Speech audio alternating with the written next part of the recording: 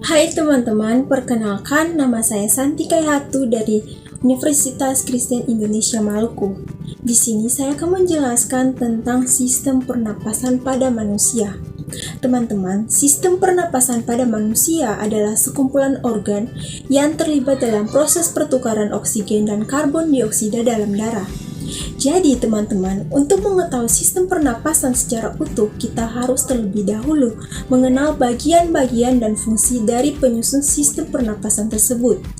Ada dua sistem pernapasan, yaitu sistem pernapasan atas dan sistem pernapasan bawah. Sistem pernapasan atas terdiri dari rongga hidung, sinus, faring, dan laring. Sedangkan sistem pernapasan bawah terdiri dari trakea, paru-paru, bronkus, dan diafragma. Yang pertama adalah hidung. Jadi teman-teman, dalam sistem pernapasan manusia, hidung merupakan organ pernapasan yang paling luar. Melalui organ ini, udara yang dari luar yang tidak hanya mengandung oksigen, tetapi juga gas lainnya seperti nitrogen, belerang, dan karbon dioksida akan masuk ke dalam tubuh. Nah, teman-teman, udara pertama kali masuk ke saluran pernapasan melalui lubang hidung dengan mekanisme inspirasi. Di rongga hidung, udara kemudian disaring oleh rambut-rambut hidung atau silia dari partikel-partikel debu yang menyertai udara yang masuk.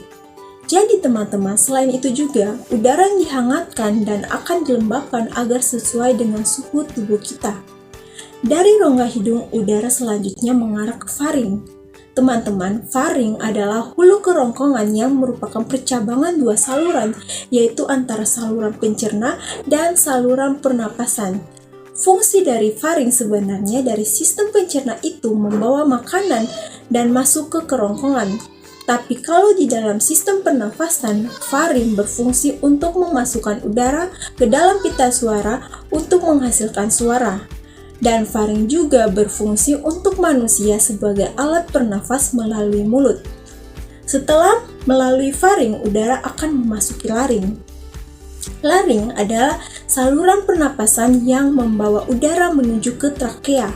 Laring disebut kotak suara karena di dalamnya ada pita suara.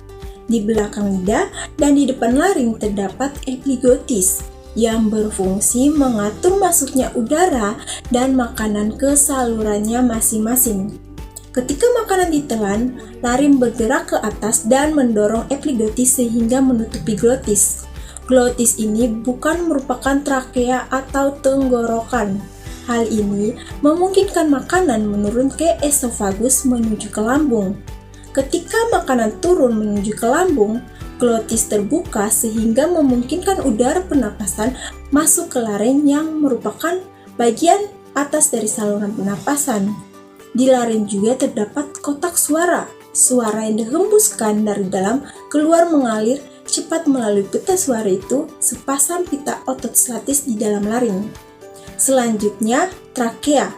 Trakea merupakan tabung memanjang yang memiliki diameter sekitar 20-25 mm dan panjang 10-16 cm. Di dinding trakea ini terdapat kartilago atau tulang rawan yang memperkokoh trakea sehingga saluran ini tetap terbuka. Selain itu, terdapat epitelium yang melapisi trakea hingga bronkus. Epitelium ini ditutupi oleh silia pada permukaannya dan selapis mukus atau cairan lendir yang tipis. Nah, mukus ini berfungsi untuk merangkap debu, polen, dan kontaminan kecil lain yang lolos dari rongga hidung. Silia ini berdenyut dan bergerak seperti ombak, menggerakkan mukus ke atas menuju faring. Mukus tersebut akan ditelan atau dibuang dengan sengaja keluar melalui mulut. Proses ini dinamakan eskalator mukus, yaitu proses yang memainkan peran penting dalam membersihkan sistem pernapasan dari trakea. Nah teman-teman, selanjutnya adalah bronkus. Percabangan trakea yang bersambung ke bagian kiri dan kanan paru-paru yang disebut bronkus. Struktur bronkus hampir sama dengan trakea yang tersusun dari tulang-tulang rawan. Bronkus berfungsi sebagai penyaring udara, tetapi sifatnya hanya sekedar sebagai penyaring sekunder.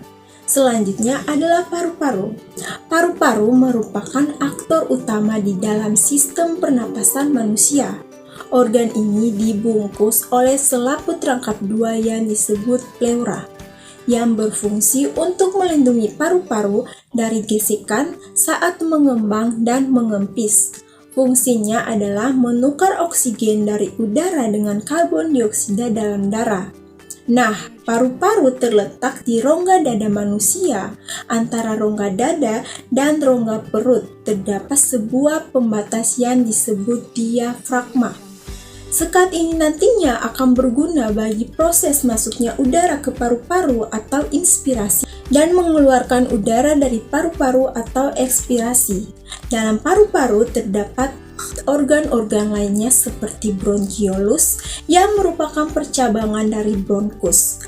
Ada juga alveolus yang berperan dalam pertukaran oksigen dan karbon dioksida.